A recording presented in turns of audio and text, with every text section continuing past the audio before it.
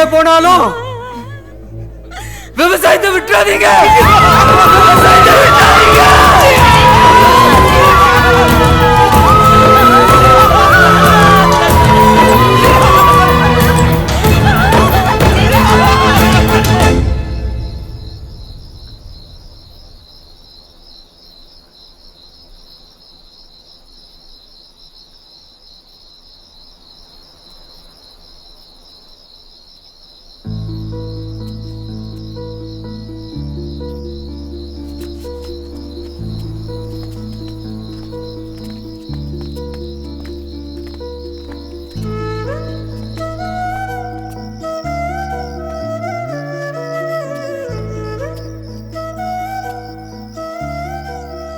நிலத்தையும் காப்பாற்றணும், ஜீவாவையும் காப்பாற்றணும்.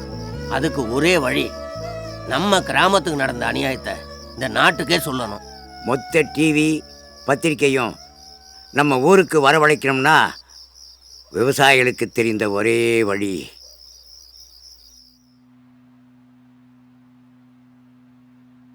அந்த 6 விவசாயிகளும் மொத்த மீடியாவையும் தங்கள் கிராமத்துக்கு வரவழைக்க எடுத்த முடிவு மாஸ் சூசைட்.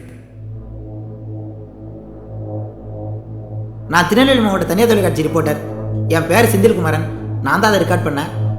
அன்னைக்கு நைட்டு என்ன அவங்க அந்த ஃபேக்ட்ரி எடுத்து கூப்பிட்டு போனாங்க.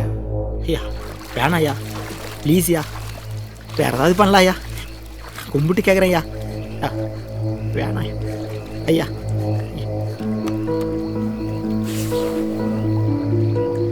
எங்க அரிசியை உங்க தட்டுக்கு கொண்டு வர முடிஞ்ச எங்களால் எங்க கஷ்டத்தை கொண்டு வர முடியல. தற்கொலை என் மதத்திற்கு எதிரானது. ஏழையின் பசியை போக்க வேண்டும் என்கிற என் மதத்தின் இன்னொரு கொள்கையை முன்னிறுத்தி என் உயிரை விடுகிறேன். இந்த குளிர்பான கம்பெனியை தடுத்து நிறுத்த வேண்டும். எங்கள் ஜீவானந்தம் விடுதலை செய்யப்பட வேண்டும். இந்த தண்ணியிலே எங்கள் ரத்தத்தை கலக்கிறோம். ஒருவேளை இங்கே ஃபேக்டரி ஆரம்பிக்கப்பட்டா நீங்கள் குடிப்பது கூல்ட்ரிங்க்ஸ் அல்ல, ஏழை விவசாயியின் ரத்தம்.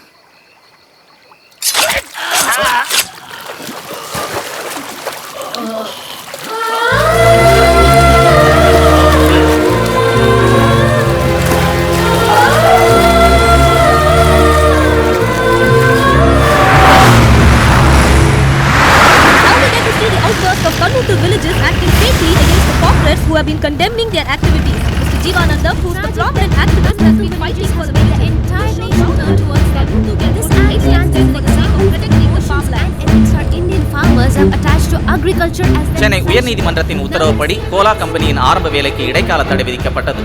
நீதியரசர் திரு லட்சுமிகுமார் தலைமையில் விசாரணை குழுவினை நியமித்து அவர்களின் அறிக்கையை கோரியிருக்கிறது. லட்சுமிகுமாரின் அறிக்கையை பொறுத்தே நீதிமன்றத்தில் தீர்ப்பளிக்கப்படும். அந்த கிராமம் முழுவதும் கலந்து பேசி சென்னை உயர்நீதிமன்றத்தில் நடக்கும் அந்த வழக்கினை கிராமத்தின் சார்பாக திரு ஜீவானந்தம் நடத்துவதாக முடிவு செய்யப்பட்டது. அதற்கு பண உதவிக்காக அந்த கிராமத்து ஆண்கள் மட்டும் கிராமத்தை விட்டு வெளியேறி உலகின் பல இடங்கள்ல கூலி வேலை செய்ய புறப்பட்டாங்க.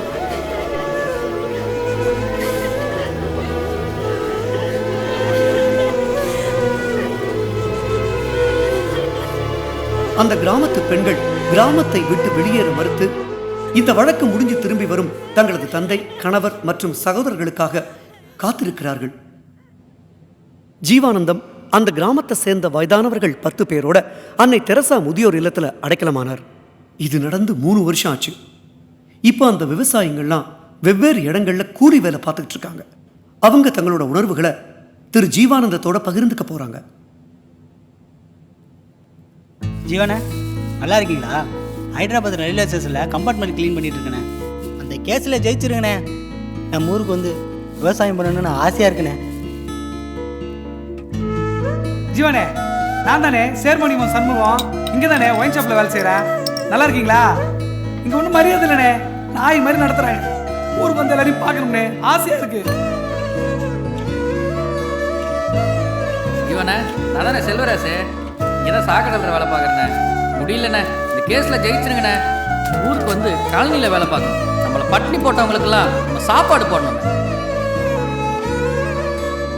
இப்போ ஜீவானந்தம் அவர்களுக்கு 4 லட்சத்திற்கான காசோலை வழங்குகிறோம். இது லைன்ஸ் கிளப் கொடுக்குற பணம் இல்லை. அவரோட கேஸை நடத்துறதுக்காக தன்னூத்து ஊர் மக்கள் கூலி வேலை செஞ்சு சேர்த்த பணத்தை நாங்கள் கலெக்ட் பண்ணி ஜீவானந்தத்துக்கிட்ட கொடுக்குறோம். திரு ஜீவானந்தம் அவர்களை மேடைக்கு அழைக்கிறேன். உங்க பாராட்டுக்களை கைத்தட்டல் மூலமா வெளிப்படுத்தலாமே.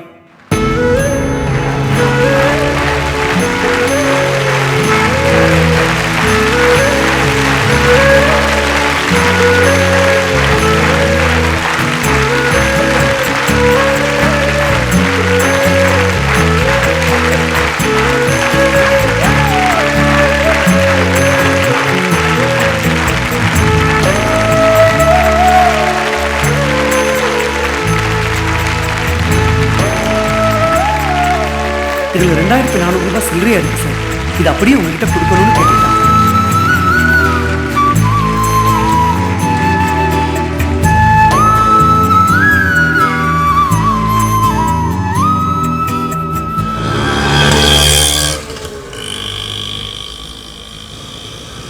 ரவி, நீ இங்கே இரு, நான் போய் பணத்தை திருப்பி கொடுத்துட்டு வந்துடுறேன்.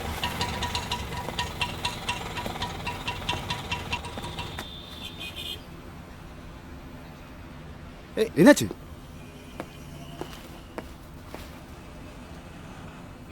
சார், அவமானமா இருக்குடா. இனிமே நான் இங்கே இருக்கக்கூடாது. நான் உள்ள போய் அவர் இங்கே வரணும். என்னை ட்ராப் பண்ணிட்டு நீ கிளம்ப.